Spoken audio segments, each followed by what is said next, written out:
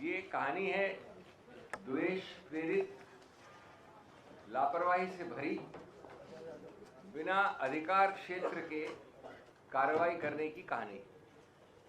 यद्यपि मैं संक्षिप्त में कहूंगा, लेकिन ये बहुत रोचक कहानी है। शोर बहुत था, जोर नहीं था, आरोप था, आधार एकदम नहीं था, कभी नहीं था। इस केस में सत्ता के दबाव पर संविधान का अंतिम प्रभाव पड़ा है कल के निर्णय में। जहां इल्जाम हवा में थे, कानून जो है जमीन पर था। और मैं आपको प्रमाणित करूंगा कैसे द्वेष से भरा है। याद रहे 2021 में ईडी ने 2021 और 2025 के बीच में राहुल गांधी जी को लगभग 50 घंटे बुला के तहकीकात की, इंटरोगेट किया। 50 घंटे कितने होते हैं? शायद 55 थे या 52 थे, मुझे एग्जैक्ट याद नहीं है। खरगे साहब को 5-6 घंटे, सोनिया जी को 7-8 घंटे, अलग अलग तिथियों पे। दूसरा, हर तिथि पे कोर्ट में तारीख हो, कुछ फाइल करना हो, तो एक बड़े अच्छे तरीके से व्यापक रूप से लीक होता था अखबारों में कि अरे इतने बड़े स्कैम में आज हम ये फाइल कर रहे हैं। ये हर तिथि पे सुर्खियों में होने के लिए, शोरगुल के लिए। तीसरा, इस दौरान मैं 21 से 25 की बात कर रहा हूं, अटैचमेंट्स हुए, फ्रीजिंग हुए, कहीं किराया आ रहा है तो किराए को बंद कर दो। अब ये रोचक कहानी क्यों है कि ये शुरू हुई थी 2014 में, सुब्रमण्यम स्वामी साहब ने शुरू की थी। एक प्राइवेट कंप्लेंट की और उसमें समनिंग ऑर्डर हुआ। मैं मोटी मोटी बात कर रहा हूं, तकनीकी बात नहीं करूंगा। 2014 में ही सुब्रमण्यम स्वामी जी ने हजारों सैकड़ों बार लिख दिया सीबीआई को और ईडी को कि मैंने ये कार्रवाई कर दी है, ये आरोप है, ये गलती है, ये है फलाना ढीकर।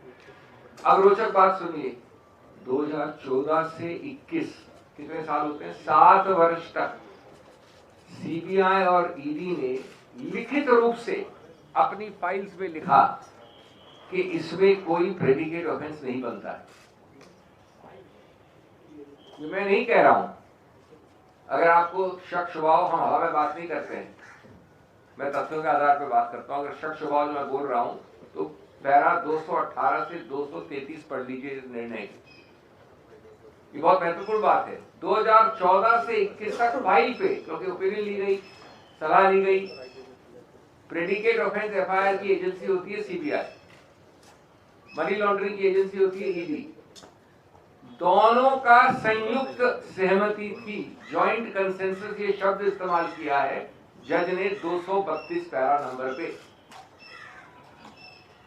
संयुक्त सहमति कि इसमें कोई प्रेडिकेट ऑफेंस का एफआईआर बनता ही नहीं है। नहीं तो आप समझिए कि 7 साल तक कोई एफआईआर लॉन्च नहीं करता गया। क्यों नहीं की लॉन्च? उसके बाद अचानक 30 जून 2021 को एफआईआर लॉन्च होती है। ये ऑफेंस हुआ है 2014 से सुब्रमण्यम स्वामी के अनुसार, और 2021 जून में जब ये होती है, उसके एकदम पहले एक सलाह ली जाती है और अचानक जो 7 साल से संयुक्त सहमति थी कि नहीं होनी चाहिए, वो एफआईआर होती है। अगर ये राजनीतिक द्वेष नहीं तो क्या है? यानी कहा गया सलाह कुछ भी हो, ओपिनियन कुछ भी हो, संयुक्त कंसेंसस कुछ भी हो, आपको एफआईआर फाइल करनी है तो कर दी। वो एफआईआर की कल कॉग्निजेंस, वो सॉरी ईसीआर कर दी, एफआईआर नहीं ईसीआर कर दी जून में ईडी ने। उसकी कॉग्निजेंस लेने से मना किया है कल जज ने, कल वाले निर्णय में। ये एजेंसी से दुरुपयोग का सबसे ज्यादा प्रत्यक्ष प्रमाण है। किसकी जवाबदेही है इसके लिए? किसकी कुर्सी है? किसके विरुद्ध एक्शन लिया गया है? उन्होंने नेशनल हेराल्ड के नाम से केस डाला और इस उद्देश्य से ये लोग ये कर रहे हैं कि एक पॉलिटिकल वेंडेटा, एक द्वेष के दृष्टि से ये केस किया जा रहा है। और उसके कारण क्या है उन्होंने बताया। अब ये पेपर आज का नहीं, 1938 में फ्रीडम फाइटर्स ने एक पेपर को एस्टैब्लिश किया कि आज़ादी दिलाने के लिए, लेकिन ये लोग आज मनी लैंडिंग, सीबीआई ऐसे एजेंसीज को उपयोग करके हमारे कांग्रेस नेताओं को बदनाम कर रहे हैं। खासकर गांधी फैमिली को उन्होंने सताने के लिए ही ये केस डाला है, नहीं तो इसमें कुछ नहीं है और कोई एफआईआर नहीं है। कोई प्राइवेट पर्सन एफआईआर डालता है, उसके ऊपर एक कार्रवाई करते हैं और आज इस दृष्टि से कहा जाएगा कि जो चीज में कोई दम नहीं है उसमें दम भरने की कोशिश करके हर एक को हरासमेंट कर रहे हैं। हमारे बहुत से कांग्रेस पार्टी के नेता और सभी बड़े बड़े लोग जो आज उनके सिंपथाइजर नहीं है, ऐसे 50 लोगों को ऐसे ईडी का केस डालकर सता और अपना पॉलिटिकली उसको उपयोग करने के लिए कहीं उन्होंने ये ईडी और मनी लॉन्ड्रिंग का केस डाल के उन्होंने कई एमपीज को अपने तरफ लिया, कई राज्यसभा मेंबर्स को लिया, कई जगह सरकारें बनाई।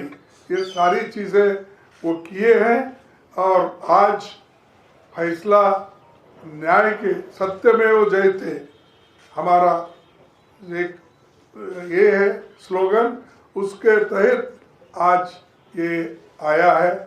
तो ये जजमेंट को हम वेलकम करते हैं और न्याय सदा हमेशा की जो सत्य की हमेशा जीत होती है, इसीलिए मैं इस जजमेंट का स्वागत करता हूं। फर्जी केस था, पहले दिन से कांग्रेस पार्टी कह रही थी कि आप विपक्ष को प्रताड़ित करने के लिए और खासतौर से जो सबसे बड़ी आवाज आपके खिलाफ है वो राहुल गांधी जी की है। तो राहुल गांधी जी और सोनिया गांधी जी को प्रताड़ित करने के लिए आप एक फर्जी मामला लगातार बना करके मीडिया के जरिए गर्म रखना चाहते थे। अंततोगत्वा माननीय न्यायालय ने बता दिया कि आपका केस फर्जी था, आपकी मंशा फर्जी थी और सरकार के मुंह पे तमाचा मारा माननीय न्यायालय ने केस को संज्ञान लेने से मना कर दिया। ईडी की चार्जशीट को एजेंसियों के जरिए जो विपक्ष को प्रताड़ित करने की साजिश है एक एक करके बेनकाब हो रही है। ईडी का मिसयूज करने का तरीका बंद करना चाहिए।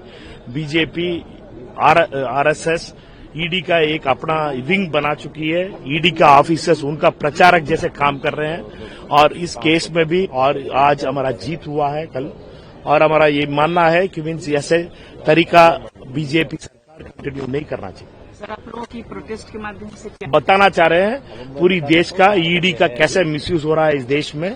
ईडी सीबीआई का अमित शाह और मोदी का सरकार में कितनी मिसयूज हुआ है उसका खिलाफ हम लोगों का एक सिंबल है। इस केस का एक झूठा मुकदमा लगाया, झूठा केस चलाया, 10 साल बदनाम करने के लिए कोशिश किया। हम लोगों ने सोनिया गांधी जी और राहुल गांधी जी, देश का जनता उनका साथ खड़ा है और हम पूरी कांग्रेस कार्यकर्ता पूरी देश भर आज पूरा देश भर आज सारे हेडक्वार्टर्स में इसका ऊपर विरोध कर रहे हैं। इसलिए कांग्रेस कार्यकर्ता होते हुए हमारा कांग्रेस का एमपी सारे यहाँ प्रोटेस्ट किया।